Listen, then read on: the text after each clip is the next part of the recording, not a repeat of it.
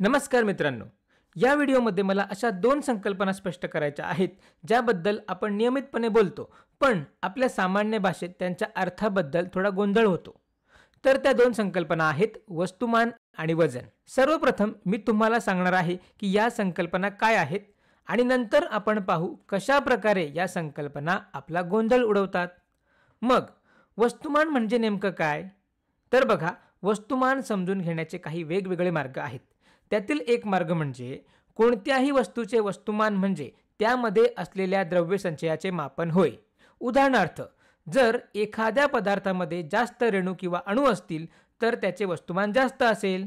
म्हणजेच वस्तुमान म्हणजे किती प्रमाणात द्रव्यसंचय आहे हे सांगणे.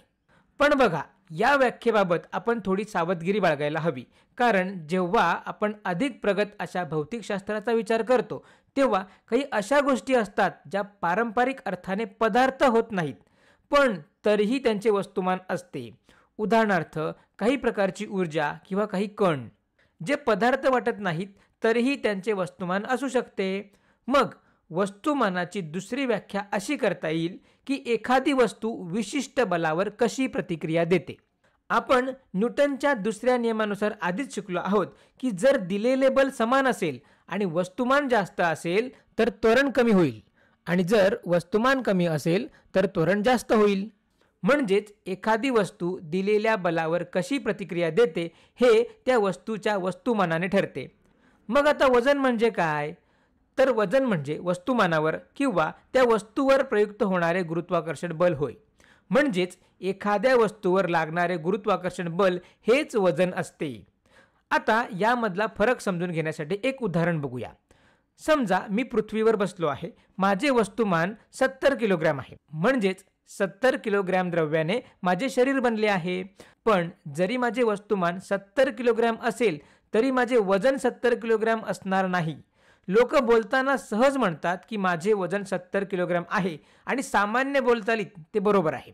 पण तांत्रिकदृष्ट्या ते बरोबर नाही, कारण वजन म्हणजे पृथ्वी माझ्या वस्तुमानाला खाली खेचत असलेले बल असते, किंवा असे म्हणूया गुरुत्वाकर्षण बल माझ्या वस्तुमानावर कार्य करते.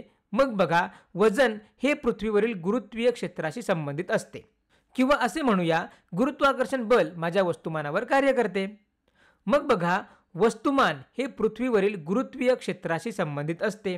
तर आता मी थोडं अधिक स्पष्ट करतो. कदाचित तुम्ही गुरुत्वाकर्षणावरचा व्हिडिओ पाहिला असेल, आणि जर नसेल पाहिला तर नक्की पाहून घ्या. दोन वस्तूंमधील आकर्षण बल म्हणजे गुरुत्वाकर्षण. तर हे बल कसे मोजले जाते बरं? तर बघा, हे बल बरोबर मोठा जी, की ज्याला आपण वैश्विक गुरुत्व स्थिरांक म्हणतो, गुणिले पहिल्या वस्तूचे वस्तुमान, म्हणजे समजा हे पृथ्वीचे वस्तुमान आहे, गुणिले दुसऱ्या वस्तूचे वस्तुमान म्हणजे हे माझे वस्तुमान, भागिले दोन्ही वस्तूंमधील अंतराचा वर्ग.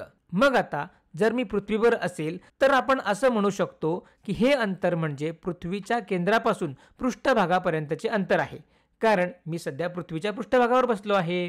तर मग हे अंतर म्हणजेच पृथ्वीच्या केंद्रापासून पृष्ठभागापर्यंतचे अंतर. तर मग बघा, हा मोठा जी, तसेच हे पृथ्वीचे वस्तुमान आणि हे अंतर, या सर्वांना एकत्रित पाहिलं तर या जागी आपण लहान जी ठेवू शकतो, कारण ही लहान जीची किंमत होते. तर मग या जीची किंमत किती? तर जी बरोबर 9.8 मीटर प्रति सेकंद वर्ग.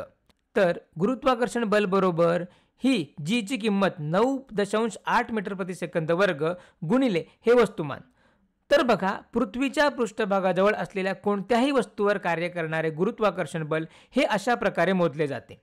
तर या ठिकाणी माझं पृथ्वीच्या पृष्ठभागावर असलेलं वजन बरोबर 9.8 मीटर प्रति सेकंद वर्ग गुणिले माझं वस्तुमान 70 किलोग्रॅम. मग 9.8 ने 70 ला गुणले तर आपल्याला उत्तर मिळते 686. हे उत्तर किती मिळते? तर 686. आता याचे एकक काय येईल? तर बघा, किलोग्रॅम गुणिले मीटर प्रति सेकंद वर्ग, म्हणजेच हे होईल किलोग्रॅम मीटर प्रति सेकंद वर्ग. तर मग आपल्याला माहित आहे की किलोग्रॅम मीटर प्रति सेकंद वर्ग म्हणजे न्यूटन.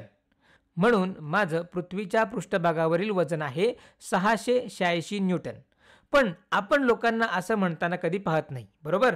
तर मग इथे आता एक गोष्ट लक्षात घ्या की इथे मी विशेष करून सांगितलं आहे की हे माझे पृथ्वीच्या पृष्ठभागावरील वजन आहे, कारण जसं तुम्ही कल्पना करता की वजन हे वस्तुमानावर लागणाऱ्या गुरुत्वाकर्षण बलावर अवलंबून असते, पण गुरुत्व बल हे सर्व ठिकाणी सारखे नसते. म्हणून जर मी दुसऱ्या ठिकाणी गेलो, उदाहरणार्थ चंद्रावर, तर माझं वजन बदलेल, कारण चंद्रावर या लहान जीची किंमत ही पृथ्वी इतकी नाही. परंतु बघा, चंद्रावर माझे वस्तुमान बदलणार नाही, म्हणून हे माझे पृथ्वीवरचे वजन आहे. जर आता मी चंद्रावरील माझे वजन काढायचे ठरवले, तर बघा आपल्याला माहित आहे की चंद्राच्या पृष्ठभागावरील गुरुत्व बल हे पृथ्वीच्या पृष्ठभागावरील गुरुत्व बलाच्या सुमारे 1/6 पट असते. म्हणून चंद्रावरचे माझे वजन हे पृथ्वीवरील वजनाच्या सुमारे 1/6 पट असेल. म्हणून चंद्रावरचे माझे वजन बरोबर 1/6 गुणिले 686 न्यूटन. मग हे आपण सोडवले तर आपल्याला उत्तर मिळते जवळजवळ 114 न्यूटन. म्हणून चंद्रावरचे माझे वजन होईल 114 न्यूटन. इथे मी एक महत्त्वाची गोष्ट अधोरेखित करू इच्छितो. वजन हे गुरुत्वाकर्षणामुळे वस्तूवर लागणारे बल आहे. म्हणूनच तुमचे वजन हे ग्रहानुसार बदलते. जर तुम्ही जसं वेगवेगळ्या ग्रहांवर जाल तसं वजन बदलेल. त्याच प्रकारे जर तुम्ही पृथ्वीवरच खूप उंचीवर गेलात तरीही वजन थोडेसे बदलते, कारण तुम्ही पृथ्वीच्या केंद्रापासून थोडं दूर जाता. जरी तो बदल फारच लहान असला तरी ते घडत असते, हे लक्षात ठेवा. खरं तर आपली पृथ्वी ही परिपूर्ण गोल नाही, ती थोडीफार चपटी आहे. बघा, अशा प्रकारे आपली पृथ्वी आहे. म्हणूनच पृथ्वीवर सुद्धा वेगवेगळ्या ठिकाणी तुमचे वजन थोडेफार बदलते. उदाहरणार्थ ध्रुवावर व विषुववृत्तावर तुमचे वजन किंचितसे वेगळे असेल. पण लक्षात ठेवा, तुमचे वस्तुमान मात्र कधीच बदलत नाही. तुम्ही कुठेही जा, जर एखादी आण्विक अभिक्रिया तुमच्यात घडत नसेल तर तुमचं वस्तुमान तसंच राहील. म्हणजे तुम्ही कुठेही गेलात तरी वस्तुमान बदलणार नाही. लक्षात घ्या, तुम्ही या विश्वात कुठेही असाल तरी तुमचे वस्तुमान हे कायम असेल. तर ह्या व्हिडिओमध्ये इतकंच. धन्यवाद.